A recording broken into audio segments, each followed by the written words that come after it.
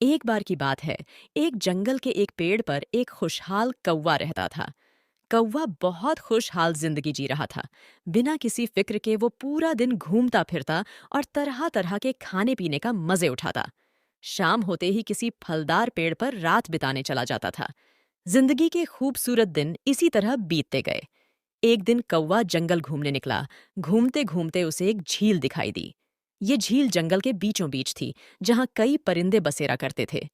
कौवा पानी पीने के लिए झील के पास उतरा तो उसकी मुलाकात एक हंस से हुई। जल्द ही हंस और कौवा दोस्त बन गए। लेकिन कौवा हंस से मुलाकात के बाद कुछ परेशान रहने लगा। उसकी परेशानी ये थी कि हंस इतना सफेद क्यों है और मैं इतना काला क्यों।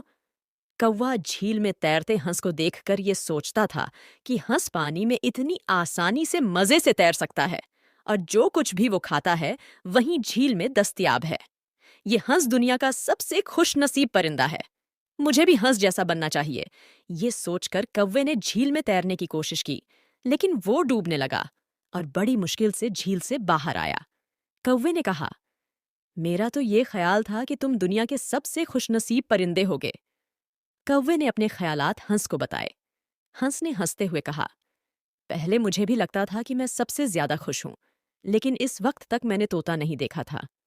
तुम्हें पता है कि तोते के पास दो तीन मुख्तलिफ रंगों के हरे पीले नीले पर होते हैं। तोता तो इंसानी आवाज की नकल कर सकता है और अच्छे अच्छे फल खाता है। इसे सुनकर कौवा सोचने लगा कि तोता सबसे ज्यादा खुशनसीब परिंदा होगा। हंस से पता पूछकर कौवा एक तोते के पास गया और उससे इंसानी आवाजों की नकल सिखाने को कहा। कौवे ने इन आवाजों को निकालने की कोशिश भी की, लेकिन सिर्फ कौ कौ की आवाजें निकली। कौवा अफसुर्दा हो गया और तोते से कहा, मुझे लगता है कि तुम दुनिया के सबसे खुशनसीब परिंदे हो। तोते ने कौवे से कहा, मेरा तो ये ख्याल था कि तुम दुनिया के सबसे खुशनसीब परिंदे होगे।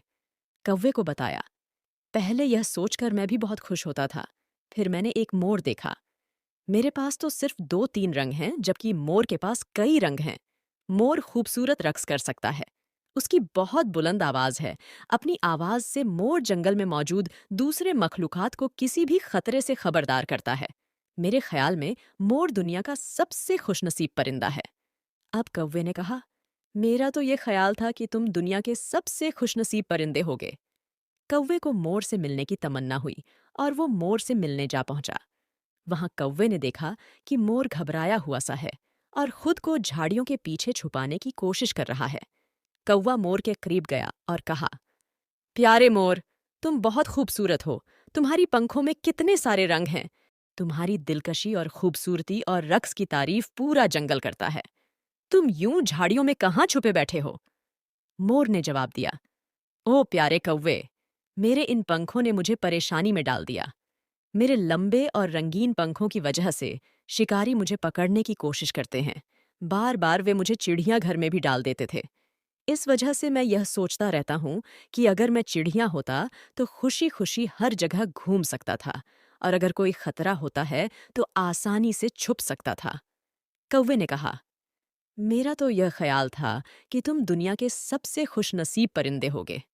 मोर ने कहा, मैं भी सोचता था। मैं सबसे खूबसूरत और खुशनसीब परिंदा हूँ, लेकिन अपनी खूबसूरती की वजह से मैं छुपते फिरता हूँ। इसके बाद मोर ने कहा कि मैंने काफी गौर किया और मुझे अंदाजा हुआ कि सिर्फ कौवा वो वाहिद परिंदा है जिसे कोई शिकारी नहीं पकड़ता, जो किसी पिंजरे में कैद नहीं करता। पिछले कुछ दिनों से मुझे यही लगता है। कौवा ही सबसे खुश नसीब परिंदा है, और मैं ये सोचता रहता हूँ कि अगर मैं कौवा होता तो खुशी खुशी हर जगह आज़ादी से घूम सकता था, और अगर कोई खतरा होता तो आसानी से छुप जाता। एक अक्लमंद बूढ़ा उल्लू एक पेड़ पर बैठा हुआ उल्लू इन दोनों की बातें सुन रहा था। उसने कौवे से कहा, मेरा तो यह ख्याल था कि तुम दुनिया के सबसे खुशनसीब परिंदे होगे। और मोर को अपने पास बुलाया और कहा, हम सब में कुछ न कुछ खासियतें हैं। हंस पानी में तैर सकता है। तोता इंसानों की आवाजों की नकल कर सकता है। मोर नाच सकता है। चिड़िया छोटी और फुर्तीली होती है। मेरी तरफ देखो, मैं तैराकी या नाच नहीं सकता, लेकिन मुझे अंधेरे में बहुत अच्छे से दिखाई देता है। मैं अपनी गर्दन को पीछे की ओर मोड़ सकता हूँ और अपने पीछे चीजें देख सकता हूँ। क्या ये बहुत अच्छा नहीं है? जब दिन के वक्त दूसरे परिंदे पक्षी सख्त मेहनत कर रहे होते हैं तो मैं अपने घर में सुकून से सो रहा होता हूँ। कौवा मायूस हुआ, क्योंकि उसे तो अपनी किसी खासियत के बारे में नहीं पता था। उसने उल्लू की बात काटी और कहा, मुझे तो ऐसा लगता है कि मैं तमाम परिंदों से सबसे ज्यादा नाखुश हूं। उल्लू मुस्कराया और जवाब दिया, अक्लमंदी और समझबूझ में कौवे को दूसरे परिंदों में बरतरी है। उल्लू ने कौवे से पूछा, क्या तुमने प्यासे कौवे की कहानी नहीं सुनी? कौवे मसले हल करने के लिए कंकड़ जैसे औजार इस्तेमाल कर सकते हैं। कौवे बहुत ज़हीन और अक्लमंद भी होता है। उसकी याददाश्त बहुत तेज है और वो सोच समझकर कदम उठाता है। इसीलिए किसी भी शिकारी का उसे पकड़ना और निशाना बनाना बहुत मुश्किल होता है। उल्लू को परिंदों में बहुत अक्लमंद माना जाता है। उल्लू ने कौवे को समझाते हुए कहा कि कुदरत ने हम में से हर एक को कुछ ना कुछ सलाहियतें दी हैं। हम में से हर एक किसी ना किसी चीज में बेहतरीन है। हमें खुद पर तरस खाने की बजाय मेहनत करनी चाहिए और जो काम हम करते हैं उसमें मेहनत हासिल करनी चाहिए। प्यारे बच्चों, अगर बड़ा जायजा लें तो हम में से कुछ इंसान भी ऐसे ही जिंदगी गुजार देते हैं। जिंदगी का मवासना करते करते नाशुक्री करने लगते हैं। जो अल्लाह ने दिया होता है उससे मजे हासिल नहीं कर पाते। अपने पास 100 रुपए होते हैं लेकिन दूसरों के 1000 पर नजर रखने की वजह से बेचैन जिंदगी गुजार रहे होते हैं। अल्लाह ने इंसान को बेशुमार नेमतों से नवाजा है, लेकिन इंसान फिर भी नाशुक्रा है। अपने से ज्यादा वाले से मवासना एहसास कमतरी में मुब्तला करता है। मवासना करना ही हो तो अपने से कमतर से कीजिए और फिर अल्लाह का शुक्र कीजिए जिसने बहुत सारी नेमतों से नवाजा है।